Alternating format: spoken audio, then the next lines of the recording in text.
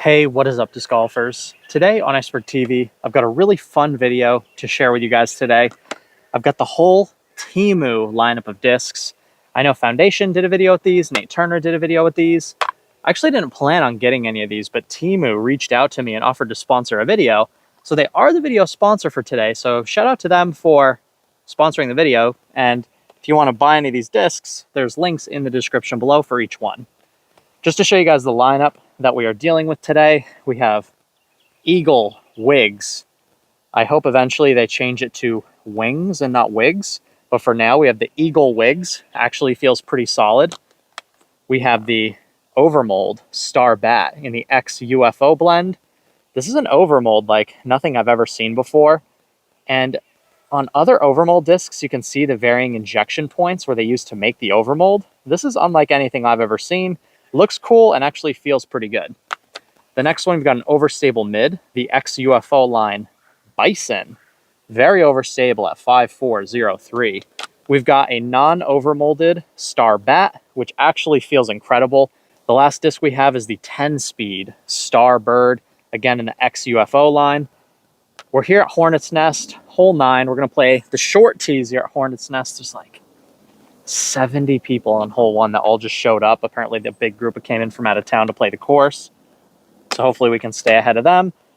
We're going to go Star Bat on 1. Let's see how she flies.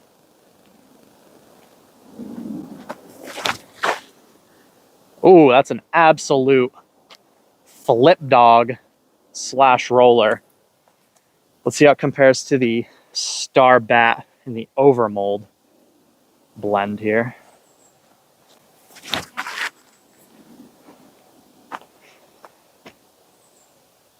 Also an absolute flip dog. Now we'll try out the Eagle Wigs. This is the putter 2301.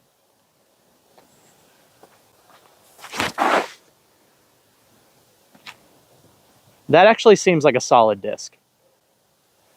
From what I could tell through most of the other YouTubers' videos, most of them liked the Eagle Wigs and didn't like the rest of the discs very much.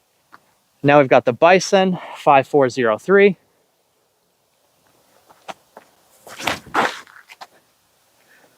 Oh. Now let's try out the Star Bird 10-speed.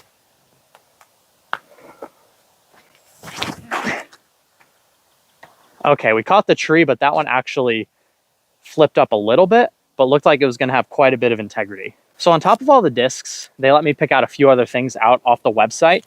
This was something that really piqued my interest. This is really, really cool for training the forearm. And what that's going to do is help you protect your elbow from getting tennis elbow, golfer's elbow, any of those elbow-related injuries. We can actually prevent them by strengthening the forearm. So what this bad boy does is it provides me resistance so I can strengthen the flexors.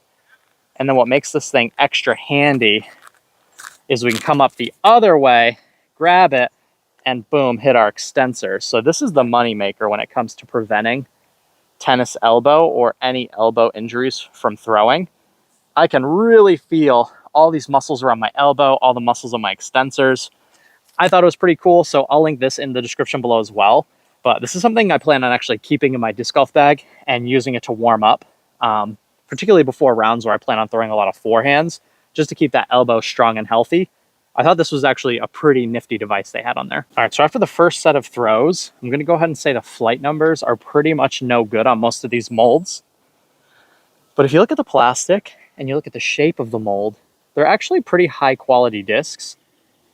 But I really think they need to hire somebody to properly test and help them decide what the flight numbers actually are. Because a 7.7 minus 1.1, it's just not anywhere close to how it flew, at least on that first throw. Hole 10 is a 345-foot par 3. If I can hit the gap on a lot of hyzer, the Star Bat might be the perfect disc for the shot.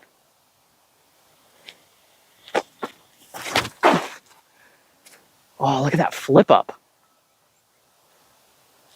I mean, I put that on almost like vertical hyzer, but it did flip up really nicely. We'll go one more Star Bat. I think this one was slightly less flippy, so we'll give it a little bit less hyzer.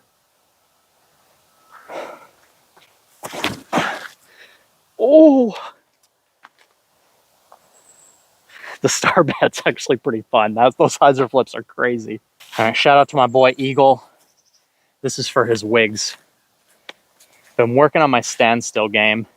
It's probably the shot I've thrown the least. Of all the years I've been playing disc golf, I've probably only thrown about 10 backhand standstills in my entire life.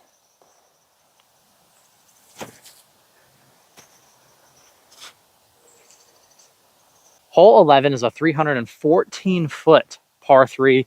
Very difficult shot. You want something that's going to hyzer flip and go mostly straight, but then fade to the left at the end. I think if I can hit the gap, the Star Bird 10 speed, 5 glide, -1 turn with a 2 fade might be the perfect disc, as long as I am able to hit the gap here. Come on, beat it.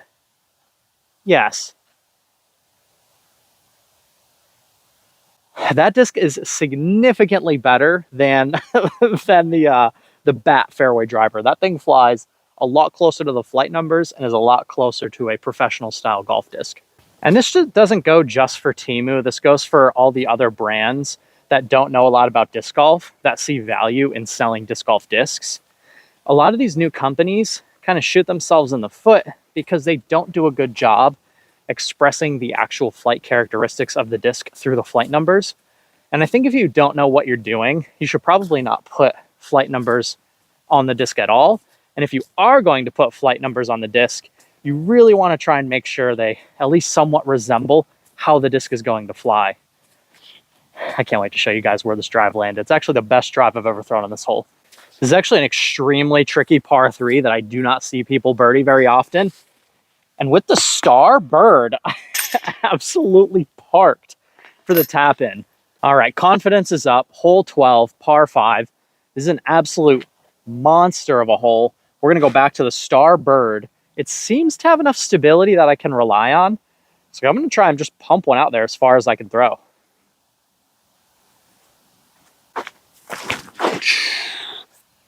It flips up just a little bit, and then has a very nice and consistent fade. I'll have a good turnover to get to the gap. The goal of the second shot here is just going to be to get the disc really up as far and as far right as possible to get yourself to the mouth of the gap.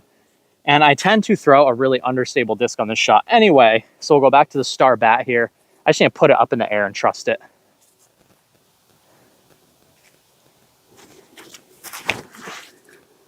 Flip.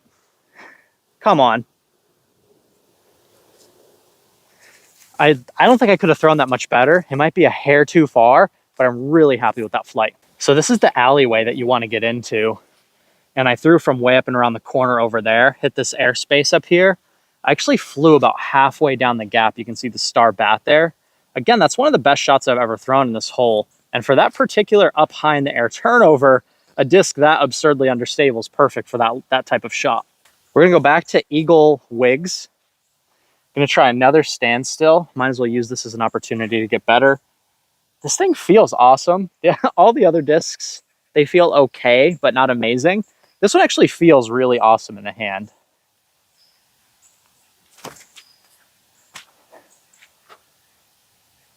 Hole 13 is a 360-foot par 3. We're gonna try 2 discs here.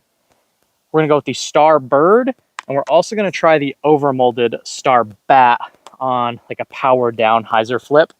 But this is one of the more challenging holes on the course again. And this is a hole where I tend to just flex a destroyer. I put it up in the air on Annie and then try and get it to just fade through the rest of the gap. But we don't have a disc that can do that today. So we're gonna go with the backhand bird and then the backhand bat.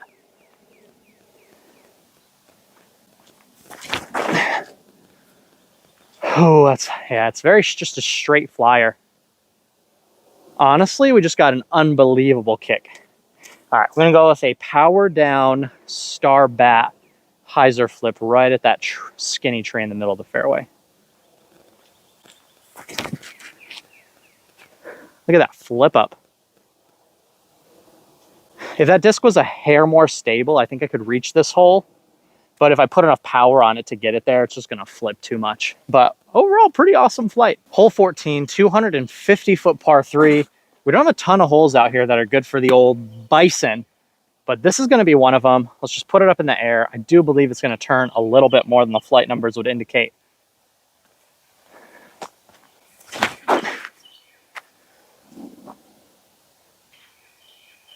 Again, the flight numbers from companies that don't really know what they're doing as far as disc golf discs go are never going to be super accurate, but I think they could probably be a little more accurate than that.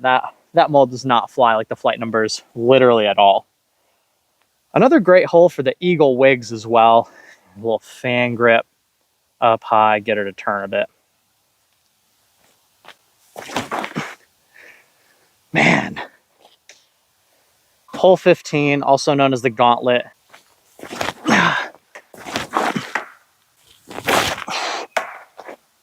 Hole 16 is basically just as hard as hole 15.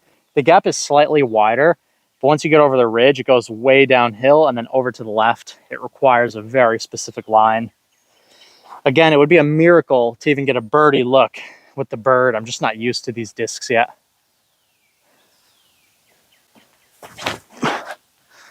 Oh, a miracle.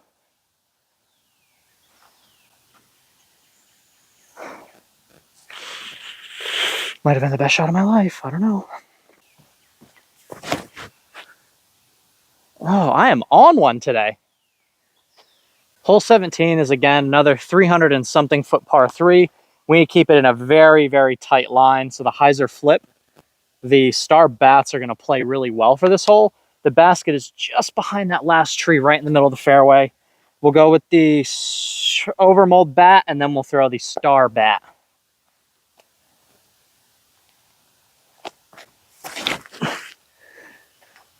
It's really easy to overdo it with that disc. That just flipped all the way into oblivion. That is the ultimate flip dog. Got another star bat here. Needs even more hyzer. Vertical hyzer, but hyzer flip to perfection to a really nice birdie look. All right, we got Jackie and Russell here. They're going to try out the Temu overmold star bat. No pressure.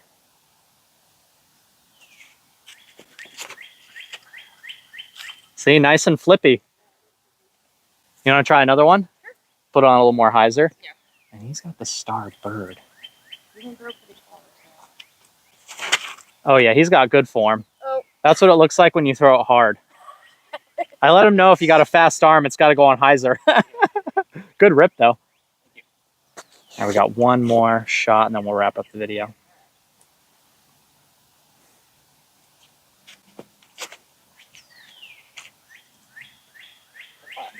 All right, you're not mic'd up, so I'll speak on your behalf, but thumbs up or thumbs down, what do you think? Yeah, like it. Nice. Thanks, guys. All right, absolutely last second, we got a couple victims to try out the bat and the bird, but that's going to be it for today's video. I hope you guys enjoyed it. Eagle Wigs, pretty solid.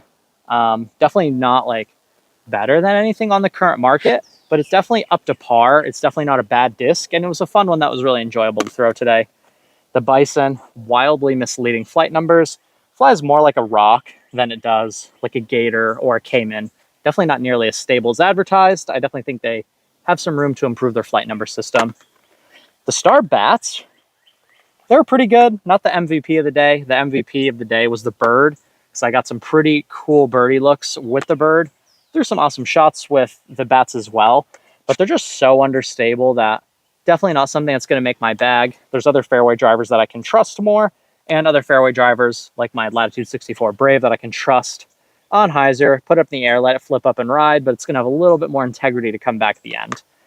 But I do think this overmold technology is fairly impressive, and they're definitely using a different method than MVP and the old Latitude 64 overmolds. It just doesn't have those obvious little injection points that you see from all other overmold discs. And I absolutely drilled some trees with this today. And as to our Clash overmold disc, so it's split into two, the Star Bat overmold survived. And then the MVP of the day was the Star Bird. I actually think this was a legit 10 speed. We saw Russell throw it. He was throwing, he said, around 70 on a good throw. So this was way too flippy for him. But for someone like me who throws in the low 60s, this is actually a really solid 10 speed. very similar to like a Discraft Surge or any of those 10-speed drivers that aren't super stable or super flippy, just kind of stable. But anyway, I appreciate Temu for sponsoring today's video. You can get any of these discs, the link in the description below if you want to try them out. And also that forearm trainer, the flexor and extender, is actually something that I saw on their website. I've been wanting one of those for a long time, just for rehabilitative purposes, to work out those extensors on top of the forearm. That's going to keep that elbow healthy long term. Also working the extensors that open the fingers is going to be another good one as well. So maybe we can talk about that in another video. But anyway, shout out Temu. Thanks for sponsoring today's video. I'll see you guys in the next one, and take care.